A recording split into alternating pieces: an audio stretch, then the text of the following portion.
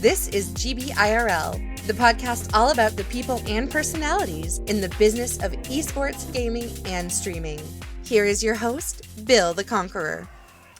All right, everybody, welcome back to the podcast. And as you know, I'm a gigantic fan of what esports brings to everybody on this entire planet. And I have personal experiences about how gaming and esports brings hope to people who may not have normally had it. And today I have with me a guest who I'm absolutely certain is the driving force behind bringing hope to a lot of people. Mr. Ben Roberts, the CITO, the Chief Technical and Innovation Officer for Liquid Telecom, joining me from all the way across the world in Kenya. Sir, thank you very, very much for making time to talk to me today. I know that you're a busy guy and making time zones work is a thing. So thank you very much for scheduling this. Nice pleasure. Thanks, Bill. It's good to be here. All right. So people may not fully understand, especially in America, what it means to start what it means to build a technology backbone from scratch for an entire country. And that's the whole reason that I wanted to talk to you today, is that we in gaming just sort of expect the internet to happen and to be there and to work for us, but there's a whole lot behind the scenes that we will never see, we won't really even fully comprehend. So give me a little bit of background about yourself, and then sort of go into goals that you have in the short term and the long term here. Okay, cool. So, look, we started out in what we've been doing in around about 2002. So I joined Liquid Telecom then, and we were operating technology using satellites. So we had big satellite antennas in UK, and that's how we were connecting up Africa. So in many countries, we're expecting to have backbone networks, but we were typically using a large antenna, either 9-meter or 16-meter antenna at each end of a link, and that's how Africa was being connected by large parts of it back in 2002. There was a subsea cable around the west coast of Africa, but it was very expensive and owned by single parties per country who kept the prices extremely high. Really what changed for us in around about 2006, 2007, there was a whole load of investment into subsea cables on the east coast of Africa, which was where we had most of our customers. Most of our customers were mobile networks who were starting to do 3G data back in those days, and ISPs as well. And then these cables were coming down the east coast. Around about 3 cables were being built at the same time. We took our opportunity to start connecting inland. So we didn't actually invest in the subsea cables at that particular time, but we saw landlocked countries which were not going to have a sea cable landing station, and they needed to be connected. So we started connecting from South Africa into Zimbabwe. We built fiber optic cable into Harare. We extended that into Zambia, and then into eastern or to southern DRC. So that's a whole load of cable we built ourselves. And when we say build it, we really just dug it. We had people with spades digging. We had tractors digging, putting trenches in that way. But laying fiber in the ground in places where fiber had never even been done before, a pretty large investment. Some unique African challenges along the way as well, like we had to go through wildlife areas with national parks, and some of our fiber was damaged by elephants. Okay. Having built all the way, we have along the way now we've done new builds to other countries as well. We're doing a very big build now across the Democratic Republic of Congo from east to west. But we've also bought a lot of companies who've done similar things. So There were other companies started out doing the same journey as us, and we've acquired some of those companies along the way. So we in terms of our mission, we really want to have everybody in Africa connected, and we don't want to leave anybody behind. Right. We just connected a new country up to the fiber optic internet about 3 months ago, which was South Sudan. Nice. So we connected a fiber from Uganda into Juba. South Sudan has been a pretty war-torn country, and following on from a war with its neighbors to the north, has then been infighting as well. So things just opened up, and the environment became safe and conducive enough to build fiber in. So it really makes a difference to a country when you first put a fiber in like that. The bandwidth that they use really goes up. They start doubling up, 10 or 20% increase of bandwidth per month. Wow. For the first few years, the demand acceleration is massive when you first get connected.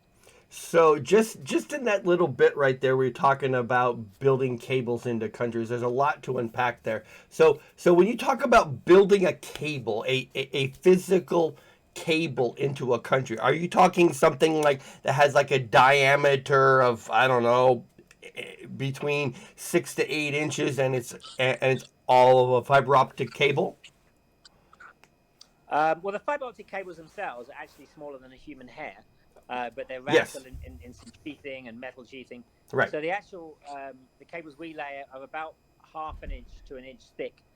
We put them in ducts that are about an inch and a half. So we normally lay this 38 millimeter plastic duct. So we bury that about a meter under the ground, and then we pull or blow the fiber through the ducts.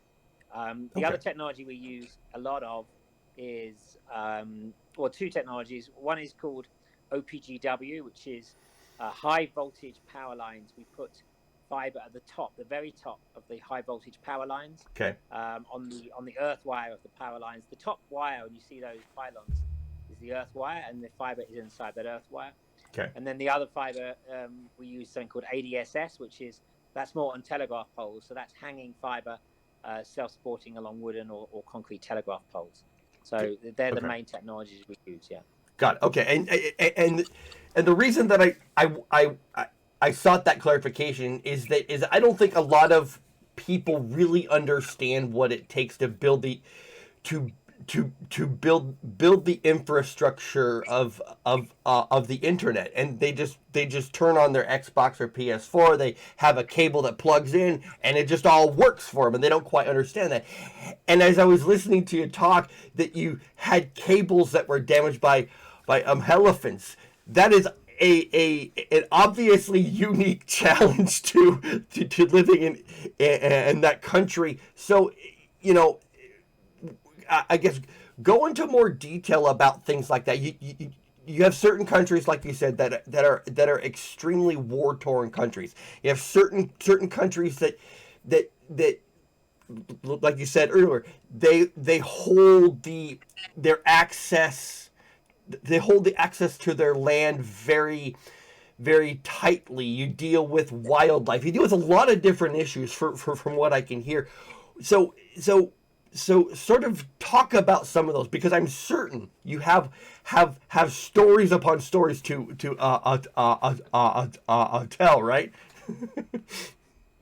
Yeah, we have many, but I mean, the big change, the sort of step change that caused this investment to happen was around regulatory change. So we saw, countries that had when they had satellite earth stations, they had very tightly controlled, gateway earth stations. Often they were controlled by a single monopoly government-owned telecommunications company. Right. We saw those countries opening up, starting to issue more licenses, issue mobile licenses. Mobile networks are being built, and what relaxed for us was they started to relax the cross-border licensing requirements. Now, that still meant that it doesn't open up everything. When you're crossing borders with fiber, especially in Africa, you have to forego a whole bunch of different challenges. The first is around the telecom regulator having a license on both sides. That means a company on both sides. Maybe you need a local partner to get that license. You then have to get permission from the different authorities on each side of the border. That might be customs, that might be as I've mentioned before, national park authorities. whoever's owning the infrastructure, some of the big border crossings we've made have been over great rivers, such as the Zambezi, the Limpopo. So we've had to get onto bridge infrastructure and use that. So a whole different bunch of things have to happen before you can cross from one country into another. It's just like traveling. When you're getting a passport, you get a visa, a yellow fever certificate, you get customs for your goods. It's a similar set of different procedures you have to follow. But the difference is, once you've built a fiber optic backbone across like that, and you've done those permissions, you only do it once. It's not like traveling where you do that every single time. Right. Once the backbone is there, packets flow, and it's a continual piece of infrastructure that's sharing information between the countries. Got it. We see the information, the paths that we've built fiber on, the ones that actually carry the most information are actually following traditional trade routes that have been there for almost 100 years. In many cases. They've been the roads, the railways connecting up to the ports. This is where we see movement of goods and people and trade, and that is where we see the most information being exchanged across those pathways.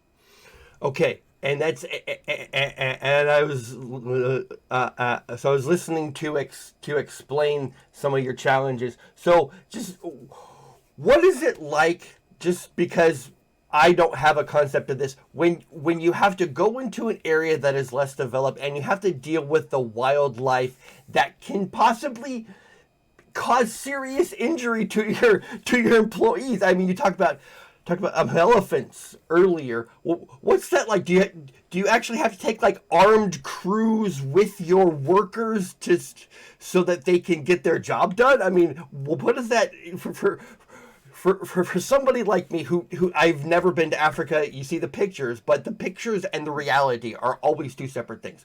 For somebody who's on the ground like yourself and you're dealing with these issues, what's that like? Yeah, different types of challenges. Obviously, you have to have whoever are you might need security in some locations, and right. Whoever security personnel, for that job you would take. So in an area like we have Cosby Wildlife Reserves, you have to then have the local wildlife rangers who would be armed with the training as well. We have I mentioned that we've just connected up into South Sudan for the first time. Right.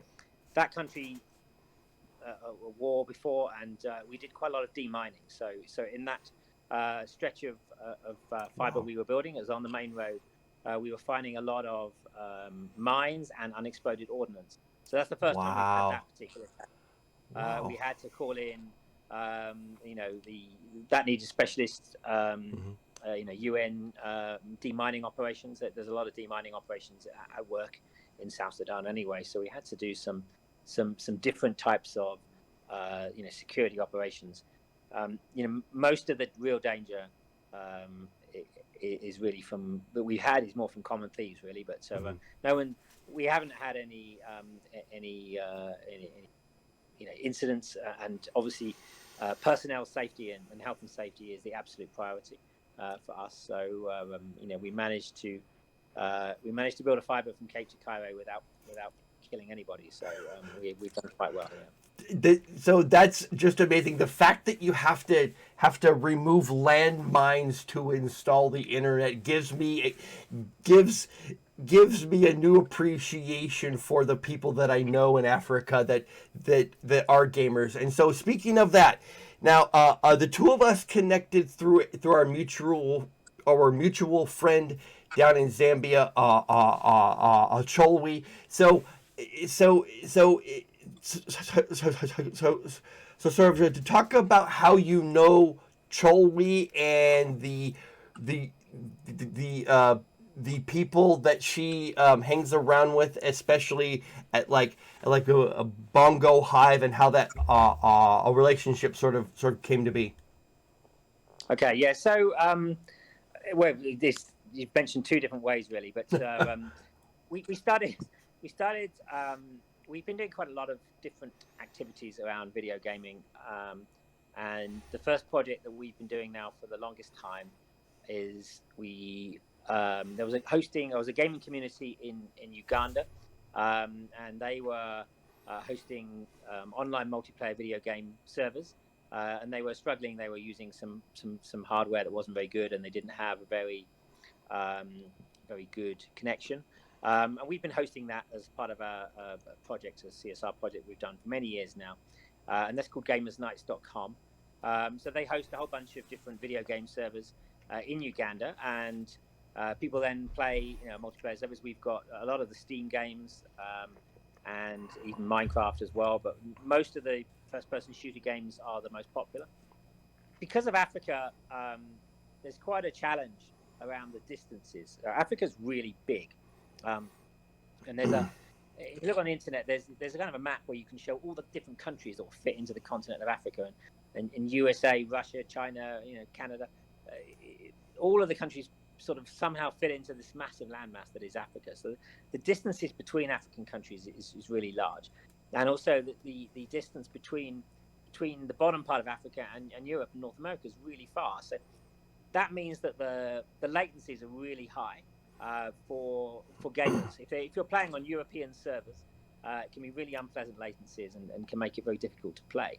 So we started getting involved in supporting this online gaming community and hosting game servers in Africa, growing that across our network. We're very much the most intra-Africa connected network as well. We don't just run cables to connect Africa to Europe, and we connect each country to the neighbors and all in one single IP network.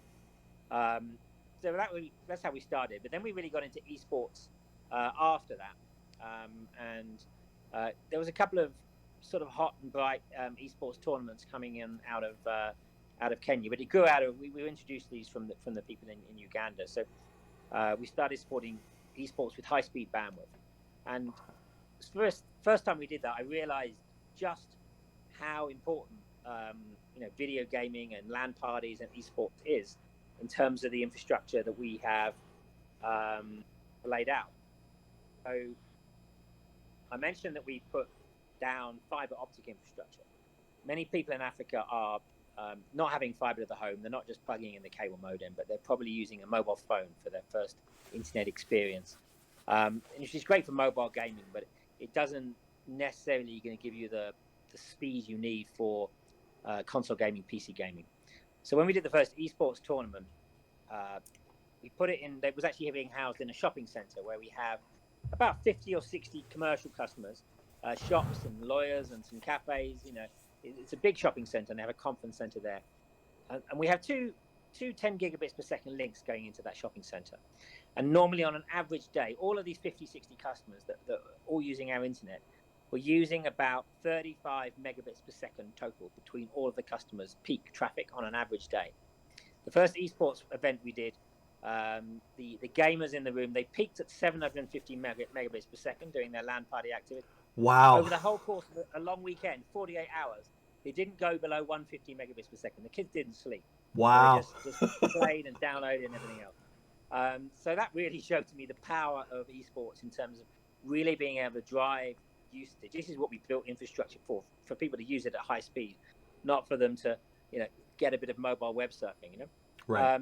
So we came to meet Cholwe from that, and we subsequently went to host another series of events. And our partners here, they decided to put down a big money prize of $1 million shillings, which is about $10,000 was the prize pool. Okay. For one of these events. So our partners here called Pro Series Gaming, and Cholwe came to be introduced to us in our Zambian operation through Bongo Hive. Bongo Hive is something we support down there.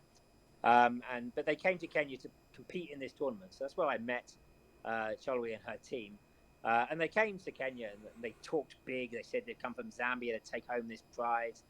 She came home. It was Mortal Kombat was the game. So they had two really good Mortal Kombat players. So there was Mr. 5000, who's the lead player, and there was another one as well. I think Banda. I think that is Banda. But anyway, they had another player as well. They talked big. They were on the radio. They were boasting how they were going to beat the Kenyan players. You know what? And they did. So Mr. 5000 came first in the tournament, and the other Zambian player came third. So the Kenyans only managed to come in at second in between. So a real victory for Zambia, and they took the prize home. So it really goes to show yeah, I've seen them as well. Her team has now been competing in other international tournaments. They've been to South Africa and winning in South Africa, and even gone to Ireland, competing all over the world. So I'm just going to turn off my phone, which is making a noise. That's okay. No, that's all right. No problem. No So problem. anyway, so you're seeing them go from strength to strength. I think they're one of the strongest esports teams coming out of Africa, and they're winning into African tournaments and going to Europe as well. So overall, there's a whole bunch of things going on in video gaming. We're also working with video game developers as well, but we just see esports as being able to really connect people and get people playing across borders. So it's a fantastic experience for African players. So when you go into a country that maybe has the satellite connections that you talked about previously, and you want to add the cable connection, and you talk about their neighbors and things like that, and when you're talking to the local government officials and the regional officials, at what point does gaming enter the conversation? Because on a worldwide scale, especially with the way most of us are quarantined right now, having that connectivity and that common bond of gaming is really, really huge. So when you walk in to talk to these officials who may not really fully understand the gaming culture, at what point does that enter the conversation? Yeah, it's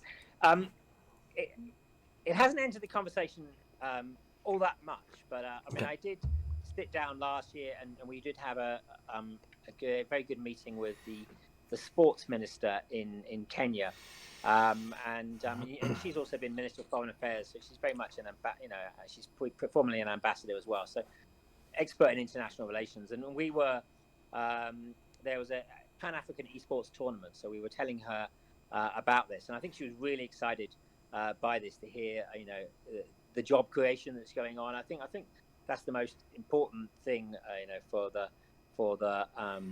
African ministers. When we're going into new countries, it probably isn't the first thing that right. comes up. But I did also get to meet the president of Botswana, His Excellency President Masisi, last year. Wow! And I sat down with him in a little meeting room before he was about to make his speech. We were launching there a coding hub, and we'd also been doing training for young people on how to do fiber optic repairs. So that's what we were doing. But he mentioned that, as we were chatting in the green room before, he mentioned that he's a good friend of Steve Harvey, the Steve Harvey. So he's been talking with him around doing something with gaming and animation in Africa. Steve Harvey's a frequent visitor to Africa at the moment. And then I told the president, I told him what we've been doing with helping game developers and helping esports and stuff. And anyway, we carried on talking, and I didn't quite realize, just quite how much excited he was by it, until when he was then making his speech, he then stood up and and said what powerful message this thing of gaming can be, and how if you're making games about Africa, the way he put it was, it can be, people on Mars will still find out about that. It's a way of spreading culture and civilization. Wow. So amazing to be recognized at that level, and I think it would be, he's a rare gem in terms of African leaders to be able to see the future of gaming. He's a bit younger than some of the others, but it is fantastic for your work and stuff you've been doing to be recognized at that level by somebody. So I think for me that was a highlight in gaming that I have had. Yeah. Wow, that's a fantastic story. That just reaffirms to me the power that gaming brings to us as humans, and the connection that we have when it comes to being able to game together, and the fact that I'm sitting on the west coast of America and you're all the way over in Kenya, and we're having a real-time conversation about gaming and how it makes lives better and how it improves the conditions. And one of the things you said right there really caught my ear. You said that it creates jobs. So not only does gaming provide a connection for people to come together, but it creates an opportunity for them to grow and to learn and to improve their overall condition. And I think that's the core of that's at the core of what you are doing. So for you personally, this journey of talking to various leaders of various countries and going from some areas that are more developed into other areas where you have to literally dig landmines out of the ground before that just blows my mind. You have to literally dig landmines out of the ground before you can lay cable. So for you personally, what's the most personally rewarding thing that you've experienced so far? Well, that would probably be. I don't want to talk about boasting about meeting presidents, but I did get to meet. I did get to meet the 44th president of the USA on his travels. So he, as you know, Obama's father was from Kenya. So right.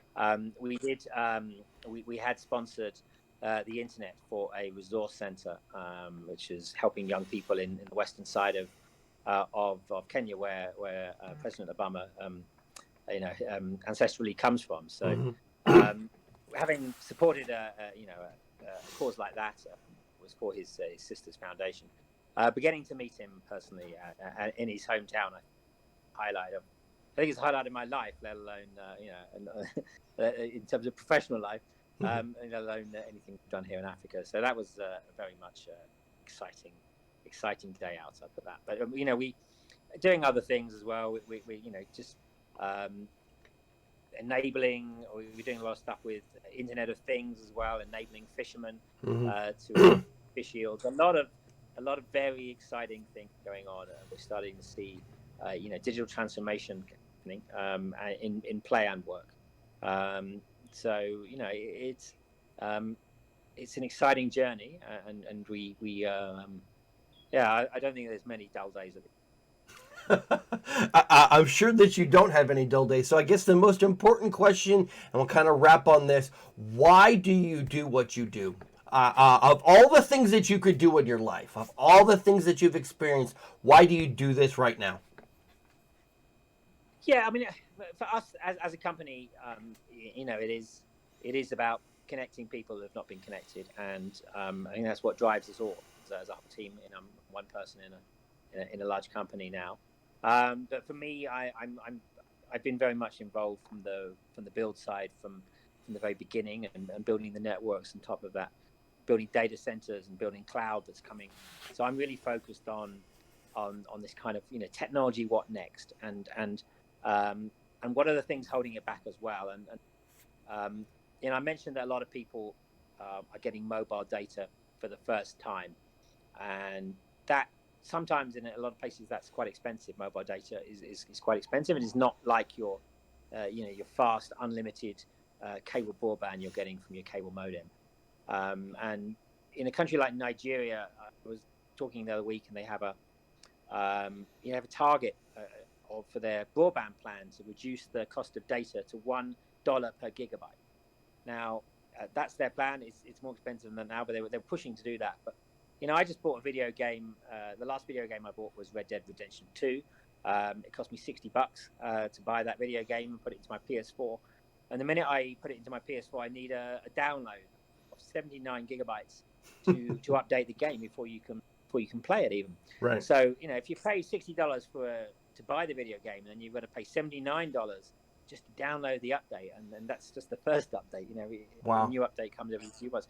It's too expensive, right? So that is holding back the cost of the hardware for many people, and the affordability of the hardware, and the cost of the data is holding back people from partaking in this this great wave of video gaming. But it doesn't mean that you can't play. There's always been a game for every device. The time we spent playing Minesweeper on the Windows 3.11 computer, or playing Snake on the old Nokia phone. Yes. there's always a game for every device. Whatever you can afford, there's a game we play on it. So anyway, I think, much as it's not a big part of our business, gaming, it's really making any particular revenues or money for us. But I just see this as being the reason for tracking this technology is once we can get the whole of Africa, online and gaming and playing video games, then we will have achieved the other objectives. We will have connected everybody. We will have brought down the costs. So for me, it's a benchmark, right? So how we get the video gaming ecosystem going is a benchmark for our success in our other areas. So I think, that's kind of why I see it. We're focused on other things as well, and education is a big piece of it. But that's why I'm excited by video game. Awesome. Well, Mr. Roberts, thank you very, very much for making time for me all the way across the world. The internet is a fascinating place. You get to meet a ton of great people.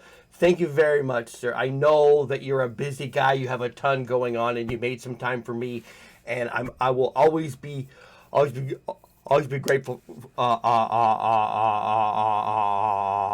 that, sir. Sir, thank you very much. It's a pleasure, Bill. It's great to have some time chatting. Awesome. I wish you all of the luck and growth in the world, sir. Thank you very much. And thanks, everybody, for tuning in today. Ben Roberts, CITO of Liquid Telecom in Africa, getting stuff done and making gaming better for everybody all over the world. Thanks, everybody, for tuning in. I'll see you soon. Thank you for tuning in today. You can find links to everyone on the show in the description below. Check out Bill the Conqueror on Twitch and Twitter to stay up to date on his thoughts and ideas about gaming culture.